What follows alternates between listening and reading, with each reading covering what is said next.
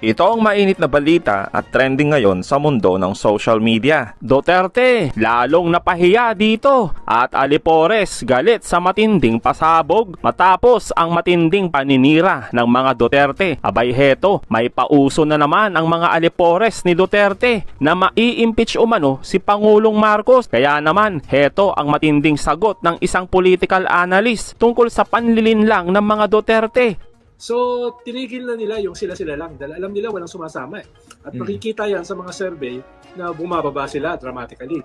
Kaya ngayon, ang kanilang estilo, kumuha ng mga kaalyado, kumuha ng mga religious groups katulad ng Iglesia ni Cristo na kunyari, yung presidente ang sinusuportahan. Pero basically, ang sinusuportahan si Sara para mapigilan yung impeachment. At sumasama na rin sila sa mga koalisyon na lihitimo naman yung mga sinisigaw pero nakatago sila in plain sight. So, kaya dapat mag-ingat. Marami naghahalong kulay. Kailangan marunong tayo paano tilad-tilarin, paano ihiwalay yung mga kulay na yan para makita natin yung mga Trojan horse, makita natin yung mga nagpapanggap, makita natin yung sumasakay para sagipin yung kanilang mga sarili.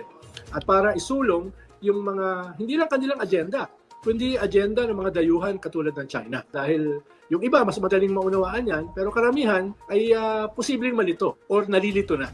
Kung nalilito yung mga tao, baka makalusot itong mga hinayupak ng mga halimaw na ito. Kahit grabe yung mga crimes against humanity, grabe rin yung massive corruption ng mga Duterte, grabe rin yung kanilang link sa mga sindikato like mga drugs, pogo, etc. Medyo natabunan yun eh. Hindi na ako nang gagalaiti. Pag nakikita ko sila, bagay, nangyari naman yan this past 2 years. Sila ang paragon ng press freedom, sila ang paragon ng human rights, sila ang paragon ng people power, sila ang paragon ng demokrasya. Ngayon sila ang paragon ng anti-corruption. Laging ipaalala yung mga kanila, yung kanilang pagiging mga halimaw, yung pagiging mga kanila, mga salot no, sa ating bansa. Na sabi nga ni Digong, ay kulang pa yung ginawa nilang kasalut-salutan sa ating bansa. Huwag natin kalimutan, itong mga walang hiya na to, itong mga halimaw na to. At dahil nga nabuking din ang tanim intriga ni Ungab at Duterte dahil sa blank budget, abay hetong matinding hamon ng isang makamarcos. Ang nakakainis dito, mga Kojero, sinakyan ng mga pinaingay, etc. Ang ending, wala palang kwenta. Nasaan yung blanco? Binalanghihan nyo na naman kami. Titigas na mga mukha nyo eh. Binalanghihan nyo na naman kami sambayan ng Pilipino eh. Yung drama nila, 1 linggo nilang iningay-ingay yan, ngayong nilabas nila yung BICAM report, mukhang walang kwenta nga, basura nga. Tulad niyan, pinakinggan lang si Ungab, wala naman pala siyang ebidensya. O ngayon, Congressman Ungab, naglabas ka ng page 1, ibig sabihin meron kang original dokumento. Bakit isang page lang ang pinakita mo? Pakita mo lahat. Magkaalaman talaga. Magkaalaman. Huwag natin pag-usapan yung special amendments, yung provision for special amendments. Huwag natin pag-usapan yun, nandun yung mga blanco.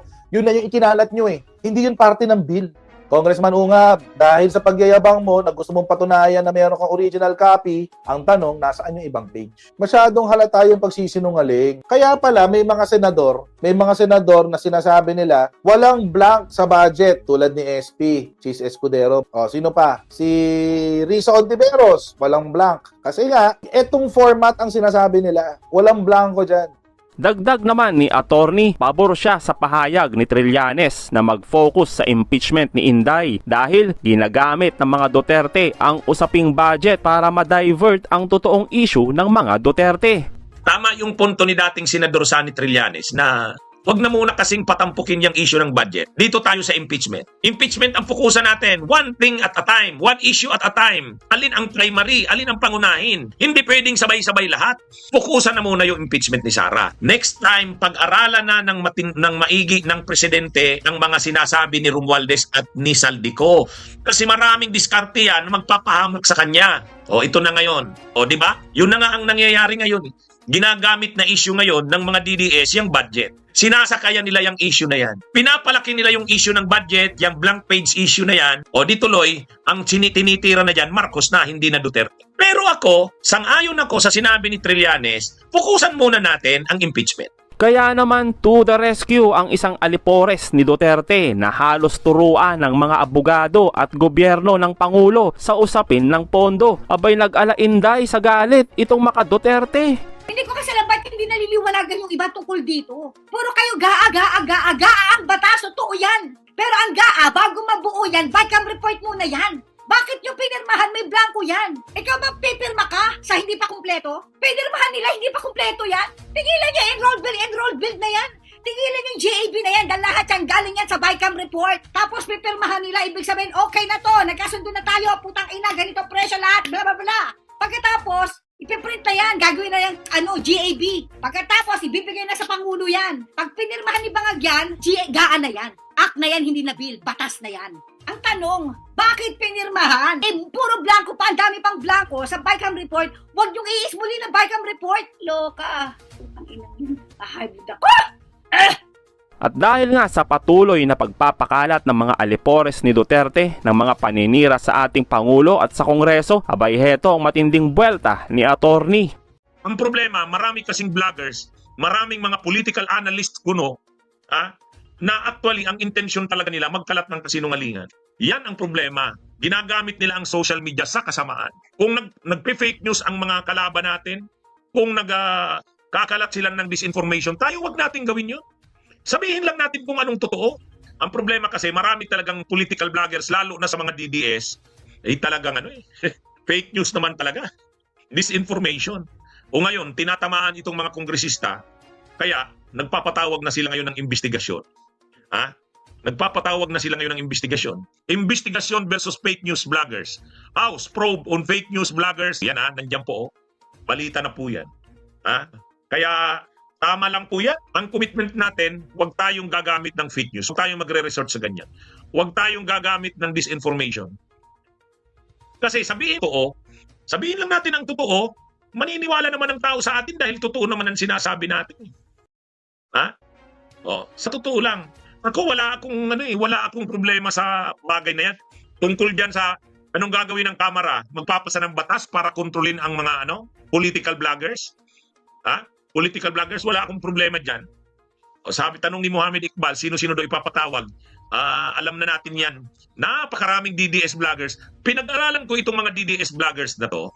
Alam niyo kung bakit sila ginaganahan mag-vlog? Ako, ewan ko sa inyo kung sang-ayon kayo sa akin. Bakit napakaraming DDS vloggers hanggang ngayon?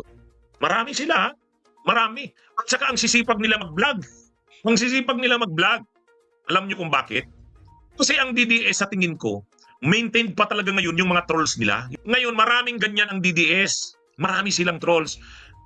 Yung mga vloggers ng DDS, pag nag-live sila, basta't purihin nila si Sara, purihin nila si Kibuloy, purihin nila si Digong, purihin nila sila Bato, sila Bongo, ang daming niyan. Kaya makita nyo, halimbawa yung rally ng mga DDS doon sa EDSA's Right. Kung nagra-rally doon, 15 katao lang.